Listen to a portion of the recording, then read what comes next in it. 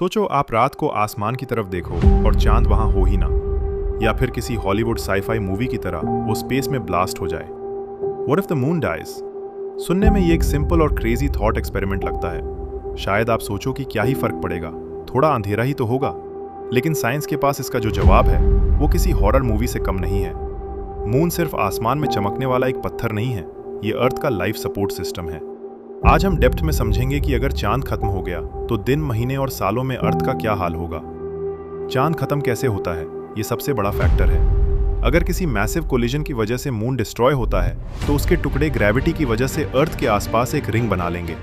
Saturn की तरह अर्थ के पास भी रिंग्स होंगे। सुनने में ब्यूटीफुल लगता है ना? नहीं, ये ब्यूटीफुल नहीं, डेडली होगा। इन रिंग्स से हजारों एस्ट्रॉइड्स और मीटियर्स अर्थ के एटमॉस्फेयर में एंटर करेंगे। ये एक नॉन स्टॉप मीटियर शावर होगा जो अर्थ के एटमॉस्फेयर को इतना हीट अप कर देगा कि जमीन पर आग लग जाएगी। लेकिन चलो मान लेते हैं मून मैजिक से गायब हो गया, कोई ब्लास्ट नहीं हुआ। तो सबसे पहला इमीडिएट इफेक्ट क्या होगा? Absolute darkness. रात का आसमान इतना डार्क हो जाएगा कि आपको अपने हाथ भी नहीं दिखेंगे, बस स्टार्स नजर आएंगे। नॉकटर्नल एनिमल्स जैसे आउल्स, बैट्स और नाइट टाइम प्रेडेटर्स, उनका नेविगेशन और हंटिंग सिस्टम पूरी तरह तबाह हो जाएगा। इकोसिस्टम का कोलैप्स पहले दिन से ही शुरू हो जाएगा।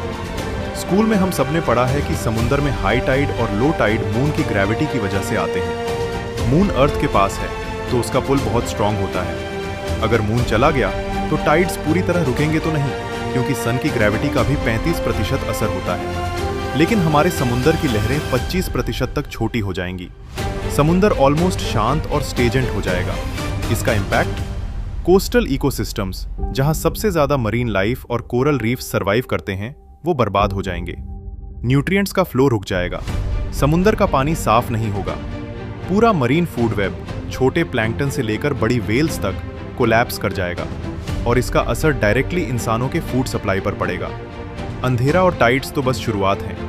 असली और लॉन्ग टर्म खतरा आएगा हमारे सीजन्स यानी मौसम पर। अर्थ अपनी एक्सिस पर 23.5 डिग्रीज झुकी हुई है। ये टिल्ट परफेक्ट सीजन्स बनाता है, गर्मी, सर्दी और बारिश। और इस टिल्ट को स्टेबलाइज कौन करता है? हमारा मून।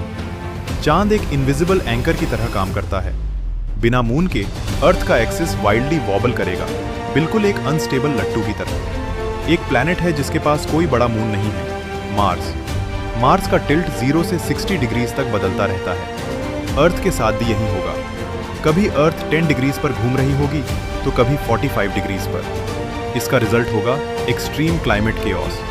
हो सकता है अंटार्कटिका के ग्लेशियर्स अचानक से पिघलने लगे और सहारा डेजर्ट में -50 डिग्री की बर्फ गिरने लगे। ग्लोबल फार्मिंग परमानेंटली फेल हो जाएगी, क्योंकि हम मौसम को प्रेडिक्ट ही नहीं कर पाएंगे।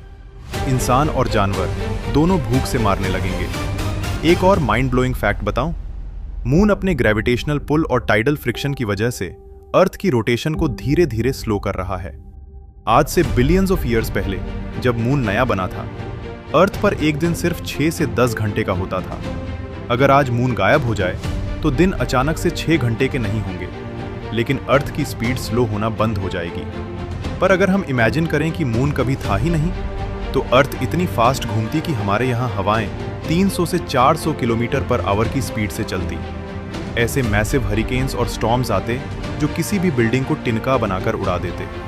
बाय द वे, मून के जाने से सिर्फ एक ग्रुप खुश होगा, एस्ट्रोनॉमर्स। चांद की रोशनी यानी लाइट पोल्यूशन ना होने की वजह से जमीन से ही डीप स्पेस और मिल्की वे गैलेक्सी एकदम क्रिस्टल क्लियर नजर आएगी। लेकिन ये खुशी ज्यादा देर की नहीं होगी, क्योंकि हमारा फ्यूचर स्पेस एक्सप्लोरेशन रुक जाएगा। मून हमारी स्टेपिंग स्टोन है, एक गैस स्टेशन की तरह। मार्स या डीप स्पेस में जाने के लिए हम मून का बेस यूज करने वाले थे। बिना मून के हमारा दूसरे प्लैनेट्स तक पहुंचने का सपना ऑलमोस्ट इम्पॉसिबल हो जाएगा। तो इन शॉर्ट, अगर चांद खत्म हुआ तो अर्थ खत्म नहीं होगी, लेकिन अर्थ पर जो जिंदगी है उसका सरवाइव करना इम्पॉसिबल हो जाएगा। खाना नहीं बचेगा, मौसम कंप्लीटली इंसेन हो जाएगा और एक्सट्रीम कंडीशंस हमें खत्म कर देंगी। चांद सिर्फ आसमान में चमकता हुआ एक पत्थर नहीं है, ये हमारा साइलेंट गार्डियन है। ये शायरी, गाने और रोमांस से कहीं बढ़कर हमारी जिंदगी की गारंटी है। तो अगली बार जब उस चमकते हुए चांद को देखो तो उसे थैंक यू जरूर बोल।